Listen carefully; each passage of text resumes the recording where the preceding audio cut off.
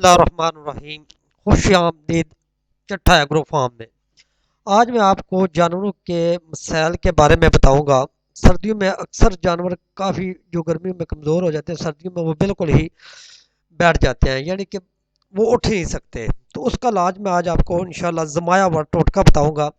اس طرح کی جانوروں کی حالت ہو جاتی ہے جس طرح یہ ابھی آپ پکچر میں دیکھ رہے ہیں۔ میں یہ پکچر آپ کو دکھانے کا مقصد یہ ہے کہ کیونکہ ابھی لائیو تو میرے پاس اس طرح کے جانور نہیں تھے جو میں آپ کو دکھاتا، تو میں نے سوچا آپ کو پکچر کے ذریعے بتا دو کہ اس طرح کے جانور جو کمزور ہوتے ہیں، یہ گائے آپ نے دیکھی ہے یہ کتنی کمزور ہے، اسی طرح کے آگے بھینس ہے، یہ آپ دیکھ رہے ہیں کہ کتنی کمزور ہے۔ تو اس کو اللہ پاک خیر رکھے، تو آپ نے اگر اس کا علاج کرنا ہے تو اس کا بہترین علاج آج آپ کو میں بتاؤں گا، جس میں آپ دیکھیں گے کہ بالکل آپ کے جانور صحت مند اور تازہ اور موٹے ہو جائیں۔ اس میں بھائی جان آپ نے جانوروں کو موٹا کرنے کے لیے آپ نے حالیہ 10 کلو، تل 5 کلو، میتھرے 4 کلو، باجرہ 10 کلو، گندم 40 کلو، آپ نے ان کو کسی بھی جب آپ نے ان کا دلیا کروانا ہے تو آپ نے ان کو کہنا ہے کہ دلیا موٹا نہیں ہونا چاہیے۔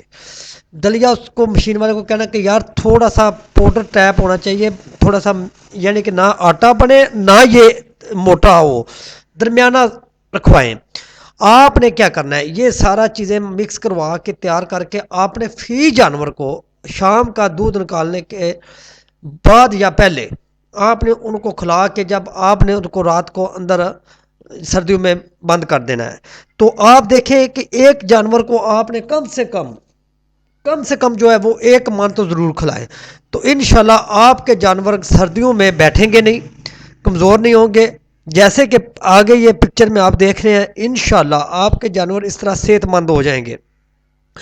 کیونکہ جانوروں کو نیلا چارہ ڈالنے سے جانور موٹے نہیں ہوتے، کچھ جانور سردیوں میں کئی وجوہات سے کمزور ہو جاتے ہیں۔ تو انشاءاللہ میں آپ کو نیکسٹ ویڈیو میں ان کے مسالے کے بارے میں بھی بتاؤں گا جو میں آپ خود اپنے جانوروں پہ استعمال کرتا ہوں۔ تو آپ کے جس طرح یہ آپ گائے دیکھ رہے ہیں، اس طرح آپ کی گائے موٹی ہو جائے گی۔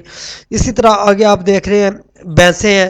تو انشاءاللہ یہ صرف پکچریں آپ کو دکھانے کا مقصد یہ ہے کہ آپ کو پتہ چل جائے کہ اس طرح یہ جانور صحت مند ہو جاتے ہیں۔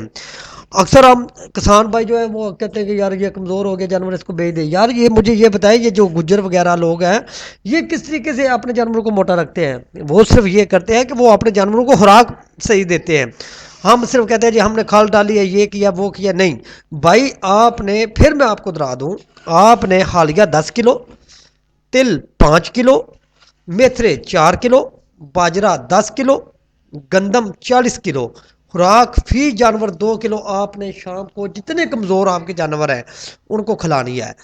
تو یعنی کہ دودھ نکالنے سے پہلے کھلا لیں یا دودھ کے بعد کھلا لیں، کوئی مسئلہ نہیں ہے، لیکن آپ کے جانور انشاءاللہ موٹے اور صحت مند رہیں گے اور سردیوں میں وہ کمزور ہو کے مرنے کے قریب نہیں جائیں گے۔